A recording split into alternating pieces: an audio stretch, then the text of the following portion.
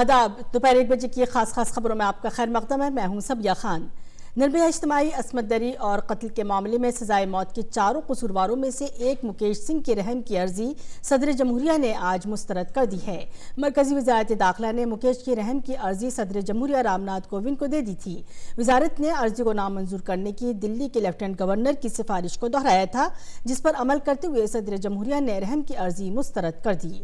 मुकेश सिंह ने रहम की अर्जी कुछ दिन पहले दाखिल की थी। दिल्ली की एक अदालत ने 4 कसूरवारों मुकेश सिंह, विनय शर्मा, अक्षय कुमार सिंह और पवन गुप्ता को सुनाई गई सजाए मौत पर अमल आवरी के लिए डेथ वारंट 7 जनवरी को जारी किया था। चारों मुजरिमों को 22 जनवरी को सुबह 7 बजे तिहाड़ जेल में फांसी होनी है। NPR से मुताल्लिक तलब की गई मुख्तलिफ रियासतों के चीफ सेक्रेटरियों और मरदमशुमारी के डायरेक्टरों की मीटिंग नई दिल्ली के अम्बेडकर इंटरनेशनल सेंटर में शुरू हो गई है। मीटिंग के दौरान मरदमशुमारी के पहले मरहले में मकानों की गिनती और उसके साथ NPR के लिए आदाद-ओ-शुमार इकट्ठा करने से मुताल्लिक तदाबीर पर बातचीत की जा सकती है। मीटिंग में मरदमशुमारी और NPR से मुताल्लिक आदाद-ओ-शुमार जमा करने की गरज से तमाम रियासतों के लिए मुद्दत मुकर्रर की जाएगी। मरदमशुमारी और NPR के आदाद-ओ-शुमार यकजा करने के लिए 1 अप्रैल से 30 सितंबर तक का वक्त मुकर्रर है। भारत में रूस के सफ़ीर निकोलस कदाशेव ने अक़वाम मुत्तहिदा सलामती कौंसिल ने चीन के ज़रिए कश्मीर का मामला उठाए जाने पर कहा कि ये भारत और पाकिस्तान के दरमियान 2 तरफ़ा मामला है। इसे शिमला मामले और लाहौर एलानिया के मुताबिक हल किया जाना चाहिए। जहाँ तक सलामती कौंसिल के अंदर बातचीत का ताल्लुक़ है, हम इस मामले को अक़वाम मुत्तहिदा के एजेंडे में लाने के हक़ में कभी नहीं हैं। उन्होंने बताया कि भारत, चीन और रूस के वज़राए ख़ारजा की मीटिंग 22 और 23 मार्च को व्लादिवोस्तोक में होगी। मीटिंग में हिस्सा लेने के लिए वज़ीर ख़ारजा S जयशंकर वहां जाएंगे। अहमदाबाद मुंबई तेजस एक्सप्रेस को आज अहमदाबाद से हरी झंडी दिखाकर रवाना किया गया। इस मौके पर गुजरात के वज़ीर आला विजय रूपानी मौजूद रहे। आम मुसाफिरों के लिए इस ट्रेन की खिदमात अहमदाबाद से 19 जनवरी 2020 से शुरू होंगी। ऐसी पहली ट्रेन लखनऊ दिल्ली तेजस एक्सप्रेस गुज़श्ता साल से चल रही है। इस ट्रेन की टिकटें IRCTC की वेबसाइट पर ऑनलाइन बुक की जा सकती हैं। रेलवे के रिजर्वेशन काउंटरों पर ये टिकटें दस्तयाब नहीं होंगी। ये ट्रेन अहमदाबाद के रूट पर हफ्ते में 6 दिन चलेगी।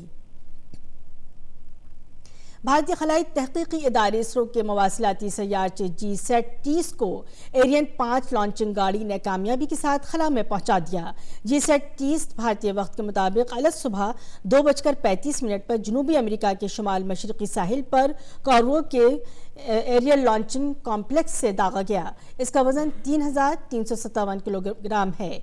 GSAT-30 इनसैट 4A की जगह लेगा और इसकी कवरेज अहलियत ज़्यादा होगी।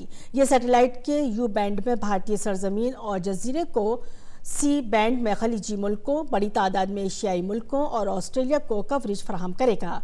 इसरो के मुताबिक 30 साल की मिशन मुद्दत वाला GSAT satellite DTH television uplink और VSAT खदमात के लिए काम आने वाला मवासिलाती सैयारचा है। मिजोरम से बेघर हुए 30,000 से ज़्यादा ब्रू कबायली त्रिपुरा में मुस्तकिल तौर पर आबाद होंगे। वज़ीर दाखिला अमित शाह की मौजूदगी में सह फरीकी माहिदे पर दस्तखत किए गए।